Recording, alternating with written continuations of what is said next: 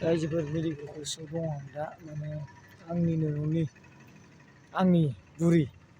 बुरिया माने हटेलबो सालायो नालाय आंबो एम्बुलेन्स सालायो जानाय लोंनाय थिग गैया माने मथा मथि टाइमलि जानो हाया आरो मालाबा पेसेन्ट बारा जाबा कास्ट'मार बारा जाबा माबा बिदि जायो आरो ओमफ्राय दानाथ' न'आव बांसिन थानोबो मोना जाबाय आङो प्रब्लेमा बेनो आरो मोजां बुस्थुबो मोनजाया बयलार सालानि ना जालाबायबाय थायो जानाया मोजां जाबाबो माने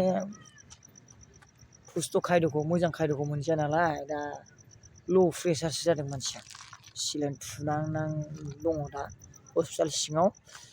ओमफ्राय ओरै जाहैबाय बैयावनो एम्बुलेन्सआ गंनैबो दङ न'नि एम्बुलेन्सआ ओमफ्राय दा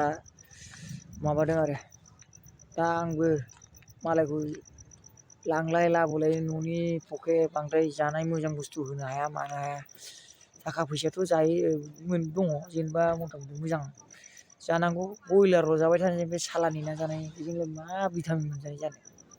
प्रब्लेम जाबाय आरो दा दिनै सिलाइनसो थुहैगुलायनांबाय नायदो रायजोफोर भिडिअखौ मोजां मोनोबा नायलांदो आरो शेयार खालामना होदो आरो जेनेबा न'नि मानसिफ्राबो नुहैनानै जेनेबा खबर सबर लालायनो हायो बेनि थाखाय भिडिअखौ बानायना हगारनाय जाबाय एसेनोसै गोजोन्थों थेंक इउ खुलुमबाय बयखौबो मा खेवखो ए